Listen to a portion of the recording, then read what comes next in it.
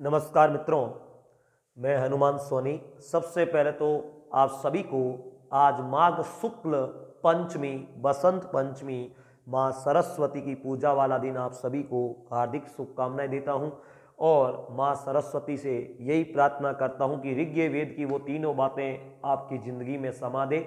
अस्तो माँ सदगमे, तमसो माँ ज्योतिर्गमे और मृत्युर्माँ अमृत गमे। साथियों, माँ सरस्वती को अरदास कीजिएगा, उनकी पूजा कीजिएगा आज ही के दिन, क्योंकि हम जो है इस शिक्षा के मंदिर में प्रतिदिन बैठते हैं और ज्ञान का अर्जन करना चाहते हैं, तो वाणी की देवी, ज्ञान की देवी, उनकी पूजा जरूर करें। चलिए भाइयों, आप देख रहे हैं HPS एजुटेक नाम, अब आपने सुन लिया होगा, बार बार बोलने की जरूरत नहीं है। चैनल पर नए हैं साथियों तो ज़्यादा से ज़्यादा सब्सक्राइब करें, शेयर करें, लाइक करें और अपने इस भाई का मनोबल बढ़ाएं। थैंक यू साथियों। सुबह हमारी क्लास एक रिलीज हुई थी बौद्ध धर्म का बारे में। बौद्ध धर्म का वो पार्ट फर्स्ट थी, बौद्ध धर्म को ख़त्म कर देते हैं आज बौद्ध धर्म का भाग 2। इसको देखने से पहले उस पार्ट 1 को जरूर देखें, आपका काफ़ी कंसेप्ट क्लियर हो जाएगा। साथियों, अब अपन पढ़ेंगे बौद्ध धर्म में आगे की ओर। तो सबसे पहले अपन बात कर रहे थे साथियों बौद्ध धर्म की संगीतियाँ। ध्यान से सुन लेना, संगीतियों के बारे में बात कर रहा हूँ। संगीतियाँ एक एक को आराम से समझिएगा साथियों। सबसे पहले तो आपको बता दूं, बौद्ध धर्म हो चाहे जैन धर्म हो, उनके भिक्षु भिक्षुणियों के लिए नियम हो, चाहे उनमें मतभेद हो, उनके मतभेदों को दूर करना, शिक्षाएं देना, सिद्धांतों की रचना करना, इन सभी के लिए जो संघ या एक सभा आयोजित होती, जो जिस राजा के शासक काल में करवाई जाती, इसे अपन संगीति के नाम से जानते थे, जिसमें विभिन्न नियमों का, सिद्धांतों का संग्रह किया जाता, उनको मतों का प्रचार वगैरह सब डिस्कशन होता था। जैन धर्म में 2 संगीतियां होती है और हमारे बौद्ध धर्म में 4 संगीतियों का आयोजन किया गया था साथियों। प्रथम संगीति, ध्यान से सुनना, प्रथम संगीति जो हुई वो महात्मा बुद्ध की जिस वर्ष मृत्यु हुई थी साथियों, 483 ईसा पूर्व में, उस समय हुई। और ये करवाई किसने थी? तो मगध का प्रसिद्ध राजा था, हर्यक वंश का राजा अजातशत्रु, उसने करवाई। ध्यान से सुनना साथियों, अजातशत्रु हर्यक वंश के राजा थे, हर्यक वंश के राजा थे। उस राजा ने साथियों यह संगीति करवाई थी। एक एक बात को नोट करना। इस समिति के जो अध्यक्ष थे मेरे भाइयों, बोर्ड छोटा है नहीं तो मैं आपको चार्ट के माध्यम से समझा देता, महाकश्यप ने की थी। किसने की? महाकश्यप ने इस समिति की अध्यक्षता की थी। हुई कहां पर थी साथियों? तो ध्यान से सुनना, डरना की जरूरत ही नहीं है, क्योंकि हर्यक वंश के समय राजधानी राजगृह होती है, आगे चलकर शिशुनाग के समय वैशाली बनती है, तो रावी नाम से राजगृह में यह हुई थी। राजगृह के दोस्तों सप्तपर्णी गुफा नामक स्थान पर यह संगीति हुई। सप्तपर्णी गुफा नामक स्थान पर यह संगीति का आयोजन किया गया था साथियों। ध्यान रहे, 483 ईसा पूर्व में हुई, अजातशत्रु हर्यक वंश के राजा के शासन काल में हुई, मां कश्यप ने अध्यक्षता की, राजगृह की सप्तपर्णी गुफा में हुई। तो इसमें खास क्या हुआ साथियों? तो जो अपन बौद्ध साहित्य पढ़ते हैं त्रिपिटक, इसमें साथियों 2 पिटकों की रचना हुई, जो अपन आगे अभी बात करेंगे, सूत पिटक, विनय पिटक। इन दोनों पिटकों की रचना, ध्यान रखना साथियों, किस संगीति में होती है? इस प्रथम बौद्ध संगीति में होती है। कोई कंफ्यूजन नहीं हो तो साथियों जरूर कमेंट्स करें। तो यह तो ही हमारी प्रथम बौद्ध संगीति। दूसरी बौद्ध संगीति साथियों, महात्मा बुद्ध की 483 में मृत्यु हुई, उससे 100 साल माइनस कर लीजिएगा, 383 ईसा पूर्व में यह संगीति होती है। इस संगीति दोस्तों मगध साम्राज्य के उत्कर्ष में अपन बात करेंगे कि यहाँ पर यहाँ पर अनेक वंशों का उदय हुआ, तो दूसरा जो वंश था वो शिशुनाग ने नाग वंश की स्थापना की। शिशुनाग का उत्तराधिकारी होता है साथियों कालाशोक। क्या नाम था? कालाशोक था साथियों, ध्यान रखना, जो नाग वंश का था। हालांकि कहीं पर शिशुनाग वंश भी लिखा हुआ मिलता है, नाग वंश का था, ध्यान रखना, जिसने शिशुनाग ने स्थापना की थी। इस संगीति के अध्यक्ष बनते हैं मेरे भाइयों साबक मीर। कहीं पर आपको साबाकामी भी लिखा हुआ मिल सकता है, साबक मीर इसके अध्यक्ष बनते हैं। और यह साथियों ध्यान से सुनना होती कहां पर है, वैशाली, वैशाली का एक स्थान है चुलवग, ध्यान से सुनना, चुलवग स्थान है, वहां पर एक विहार था बालूकाराम विहार, बालूकाराम विहार में यह संगीति होती है।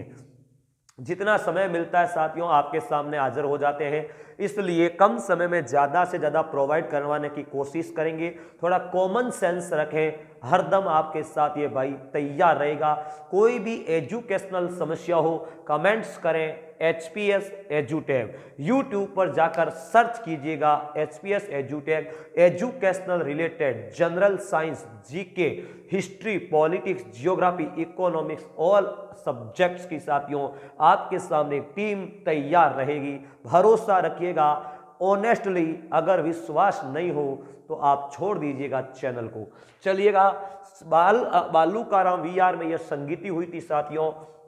इस संगीति में क्या हुआ, बौद्ध धर्म दो मतों में विभाजित हुआ, दो भागों में नहीं, दो मत विभाजित हो गए, बौद्ध भिक्षु और भिक्षु संघों के अंदर ही, जिनमें अपन दोस्तों क्या कहते हैं, ध्यान से सुनना। एक तो था दोस्तों स्तवीरवादी, स्तवीरवादी जिन्हें अपन स्तवीरवादी, और दूसरा था साथियों महासंघिक, जिन्हें सर्वस्तिवादी कहते हैं, महासंघिक, ध्यान से सुनना, जिनको अपन सर्वस्तिवादी भी कहते हैं। सॉरी, महासंघिक स्तवीरवादी था और दूसरा दोस्तों सर्वस्तिवादी था।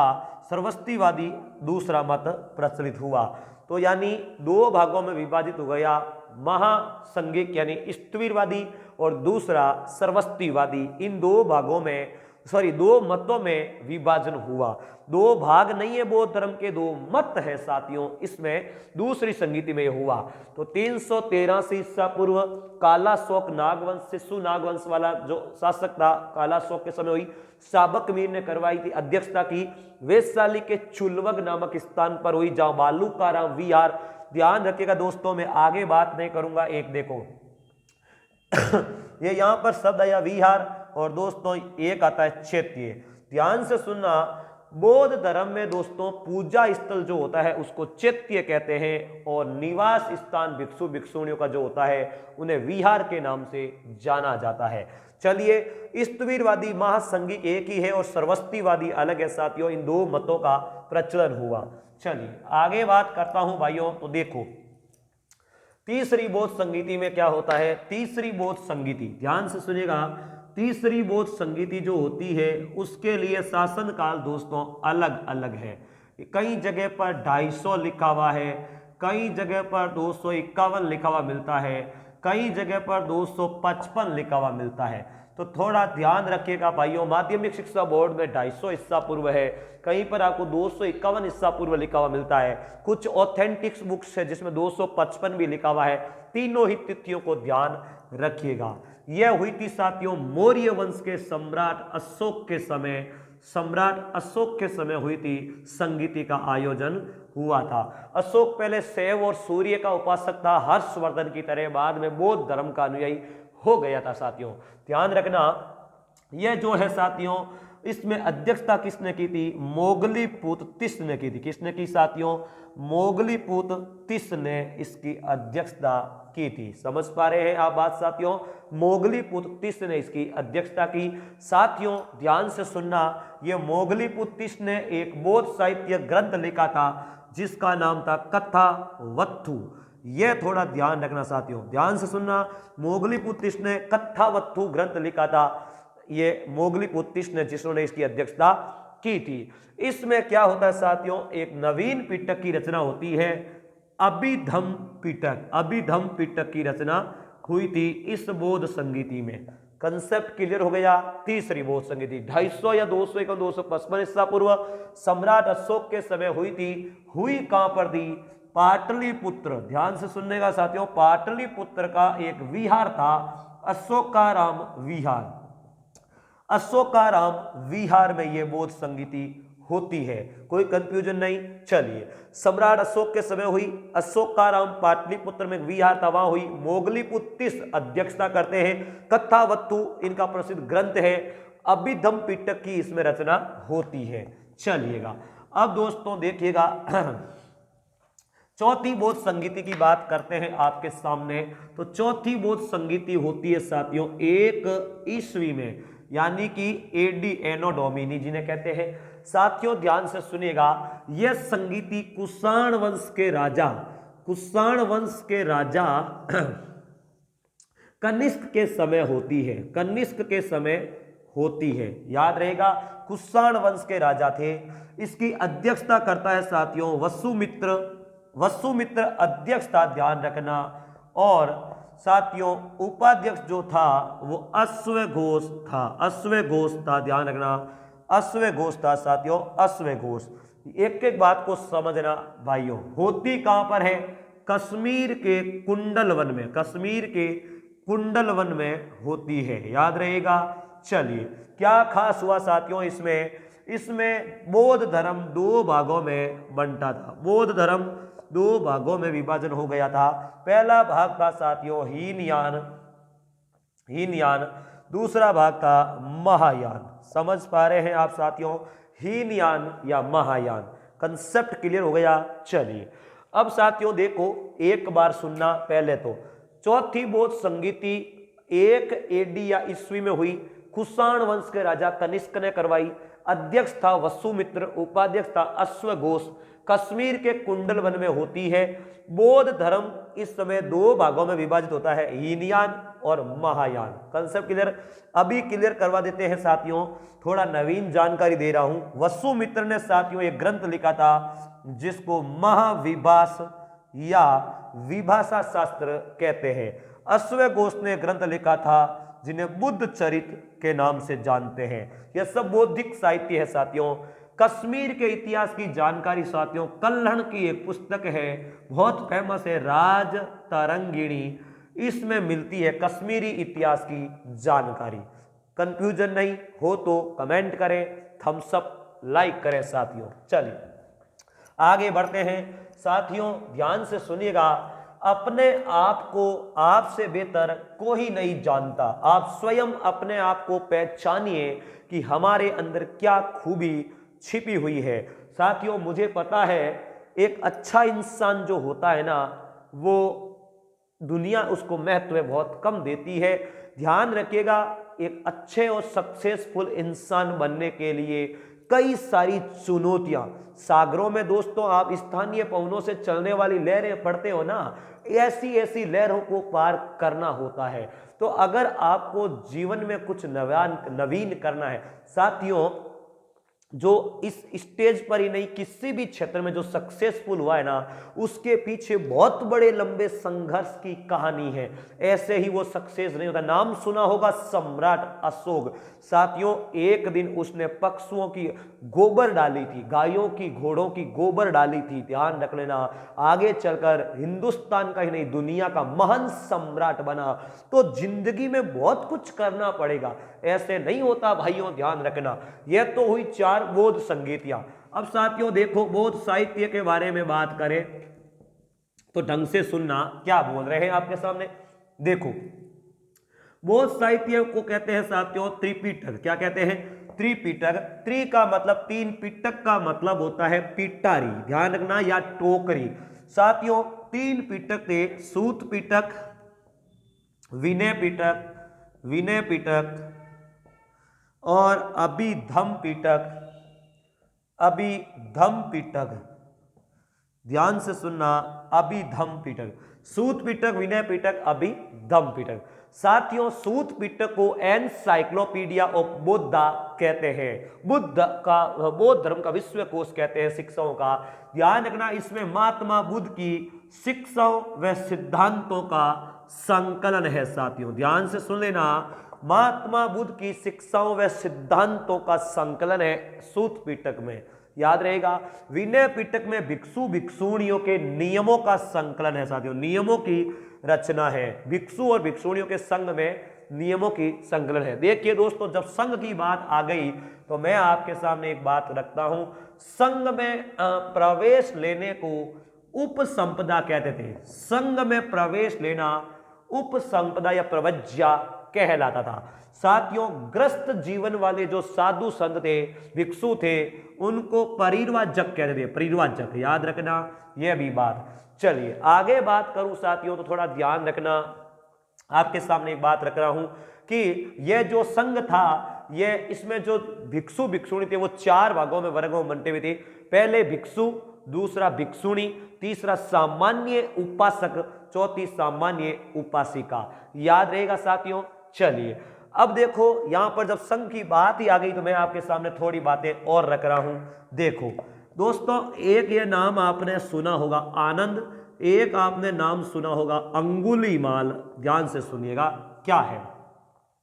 वेशशाली में साथियों सारनाथ में महात्मा बुद्ध ने पहला ये संघ स्थापित किया था। महात्मा बुद्ध के प्रिय शिष्य थे 2 दोस्तों, एक आनंद और एक उपाली। आनंद के कहने पर ही महात्मा बुद्ध ने सबसे पहले संघ में भिक्षुणियों यानी महिलाओं को प्रवेश करने की अनुमति दी थी। तो यह भी थोड़ा ध्यान रखना। और पहली महिला जो भिक्षुणी बनी थी उनकी विमाता प्रजापति गौतमी बनी थी। चलिए अंगुलीमाल क्या था साथियों, देखना। अंगुलीमाल एक डाकू था साथियों। महात्मा बुद्ध की शिक्षाओं से उसका हृदय परिवर्तन हो गया और एक साथियों भिक्षु बन गया। तो यह भी थोड़ा ध्यान रखना आप। चलिए अब देखो भाइयों, यह तो हुई सामान्य सी बात। अब देखना है अपने को अभिधम पिटक। अभिधम पिटक बाद की रचना है, तीसरी संगीति में रचना गया। यह एक आध्यात्मिक ग्रंथ है जो साथियों प्रवृत्ति मार्गी है। ध्यान रखना, निवृत्ति मार्गी है और यह दार्शनिक रचना है। इनमें गीता के दर्शन की भी रचना होती है साथियों, यह ध्यान रखना। तो यह तो थे 3 पिटक। अब देखना भाइयों, सूत पिटक जो है इनके 5 भाग थे। सूत पिटक के 5 भाग हैं। समझना एक एक बात को, ध्यान रखना कौन कौन से भाग है। दीर्घ निकाय, दीर्घ निकाय, अब मैं पूरा नहीं बोलूंगा। दीर्घ निकाय, मध्यम निकाय, मध्यम निकाय, खुद्दक निकाय, खुद्दक निकाय, अंगुत्तर निकाय, अंगुत्तर निकाय और संयुक्त निकाय। समझ रहे हो आप बात भाइयों। 5 भाग थे इनके। कितने भाग थे? 5। दीर्घ निकाय, मध्यम निकाय, खुद्दक निकाय, अंगुत्तर निकाय, संयुक्त निकाय। बाकी आपको याद रहे ना रहे, इस निकाय को जरूर याद रखना, क्योंकि अंगुत्तर निकाय बौद्ध ग्रंथ में 16 महाजनपदों की जानकारी मिलती है। Concept clear? चलिए यह तो हुई बात साथियों बौद्ध साहित्य की। अब थोड़ा सा ध्यान रखना दोस्तों, बौद्ध धर्म जो है आगे चलकर 3 भागों में डिवाइड होता है। कौन कौन से भाग थे समझना। सबसे पहले साथियों हीनयान, दूसरा महायान, महायान और तीसरा वज्रयान।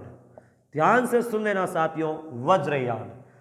पहली बात तो एक आप ध्यान से सुने दोस्तों, बौद्ध धर्म जो है ना आत्मा को भी नहीं मानता, वेदों को भी नहीं मानता, ईश्वर को भी नहीं मानता, ब्राह्मण धर्म व कर्मकांड को भी नहीं मानता।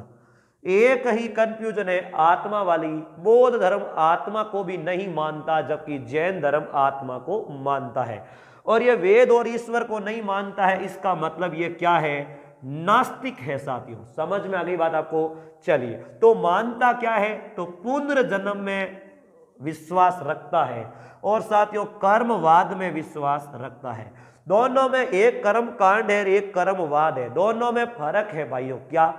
कर्म कांड का मतलब होता है अपन यज्ञ बलि हवन सामग्री जो भी कर्म करते हैं, जो अपन दान तर्पण करते समय, वो कर्म कांड है, अंधविश्वास टूने टोटके वाले। जबकि कर्मवाद में क्या है? जैसे कर्मों को करोगे वैसा ही फल मिलेगा। और महात्मा बुद्ध ने तो यहां तक कहा कि साथियों जैसे उस कर्मों को काटने के लिए मनुष्य को वापस जन्म लेना पड़ता है।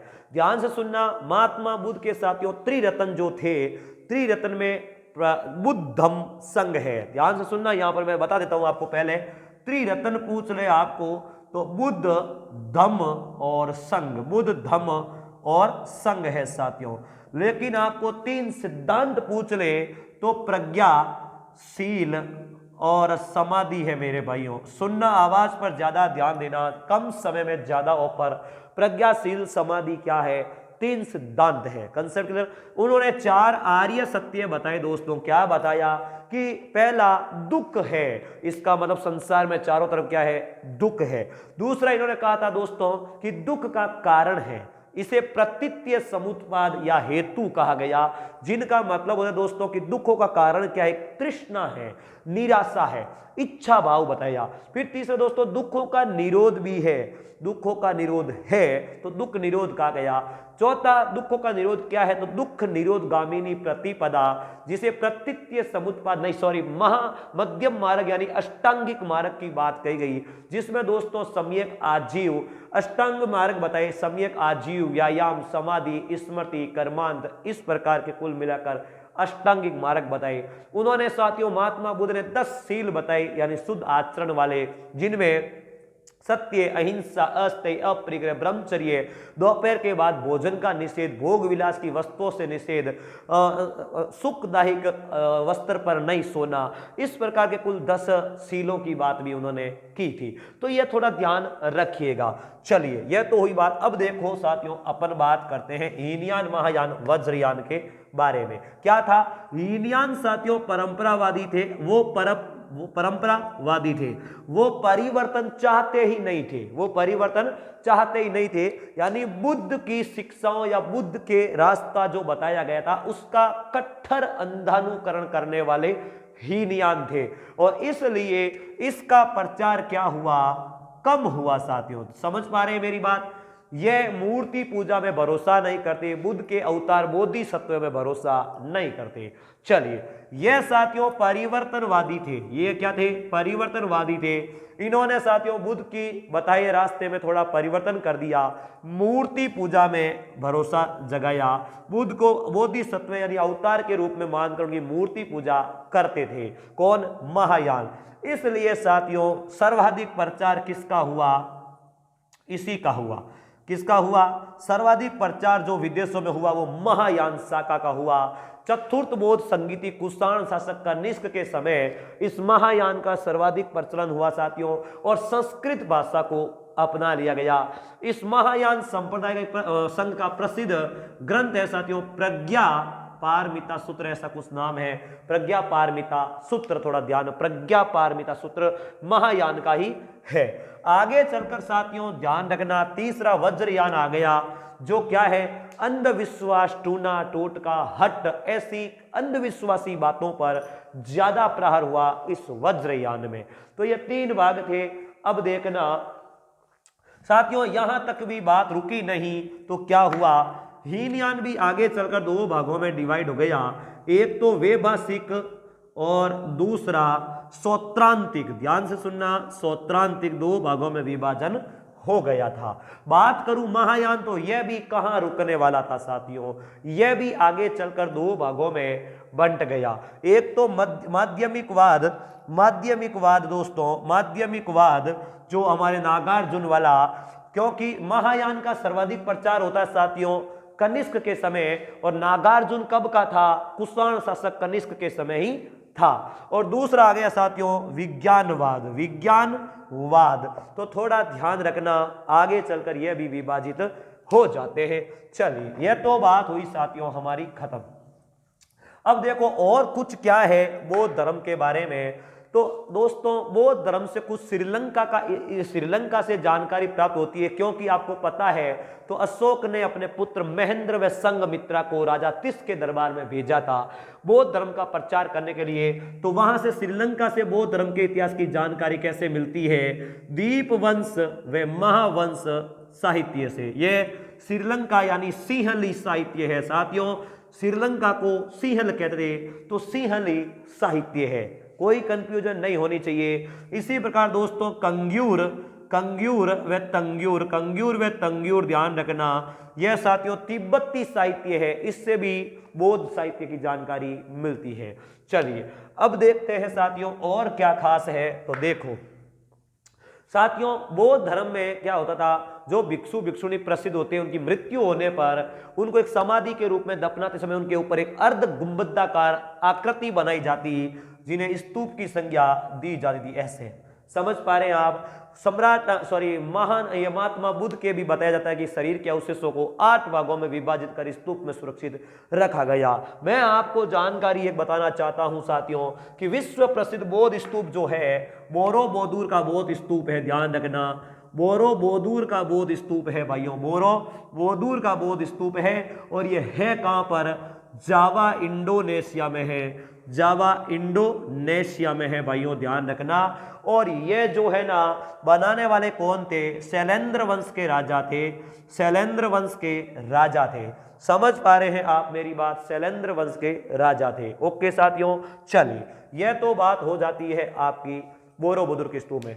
साथियों बौद्ध धर्म में ध्यान रखना जो पूजा स्थल थे वो चैत्य के रूप में थे। तो मैं आपको बताता हूं कारले वे बाजा के दोस्तों चैत्य बड़े प्रसिद्ध है। ये पुणे महाराष्ट्र में है, पुणे महाराष्ट्र में है कारले के चैत्य, ये गुफाओं में है साथियों। इसी प्रकार मध्य प्रदेश में बाघ की गुफाओं में है, बाघ की गुफाएं जो है मध्य प्रदेश में है साथियों। कहां पर है? मध्य प्रदेश में है बाघ की गुफाएं, वहां के भी चैत्य प्रसिद्ध है। इसी प्रकार दोस्तों नागार्जुन वे साथियों नागार्जुन और बाराबार की गुफाएं जो है बिहार में पड़ती है। नागार्जुन व बाराबार की गुफाएं वहां पर भी चैत्य प्रसिद्ध है। इसी प्रकार साथियों मैं अगर बात करूं तो आपको बता देते हैं कोल्वी की गुफाएं, कोल्वी ध्यान से सुनना भाइयों, कोल्वी की जो गुफाएं हैं, कोल्वी की गुफाएं, ये गुफाएं हैं साथियों, कोल्वी की गुफाएं ये पड़ती है हमारे राजस्थान के झालावाड़ जिले में। यहां पर भी बौद्ध चैत्य कुछ मिलते हैं। अजंता एलोरा की गुफाएं महाराष्ट्र में है, वहां से भी बाघ ये बौद्ध कालीन चित्र मिलते हैं साथियों। जातक कथाएं वगैरह, जातक कथाएं बुद्ध के पूर्व जन्म की कथाओं को कहा जाता है। कोई कंफ्यूजन नहीं रहनी चाहिए साथियों। चलिए महात्मा बुद्ध की साथियों मृत्यु तो कुशीनगर में होती है, लेकिन क्या होता है ध्यान से सुनिएगा। पावापुरी में साथियों मृत्यु के थोड़े समय पहले ही क्या है, पावापुरी में एक चुंद नामक लोहार था, उसने साथियों महात्मा बुद्ध को क्या करा दिया? भोजन में सूअर का मांस खिलवा दिया। कहते हैं उनको डायरिया की बीमारी हो गई, रक्त अतिसार कहते हैं साथियों, जिनसे उनकी मृत्यु हो गई। अंतिम जो उपदेश दिया था सुबच्छ को दिया था। तो साथियों ये होता है आपका बौद्ध साहित्य। उम्मीद करता हूं कि आप सभी को अच्छी तरीके से समझ में आ गया होगा। साथियों अगर आपको वाकई में समझ में आ रहा है तो प्लीज चैनल को ज्यादा से ज्यादा शेयर करें, सब्सक्राइब करें, लाइक करें और कमेंट करना न भूलें। रिक्वेस्ट करता हूं भाइयों चैनल को ज्यादा से ज्यादा इतना फैलाइए कि हर भाई बहन तक इस बंदे की आवाज पहुंच जाए। Thank you, good night.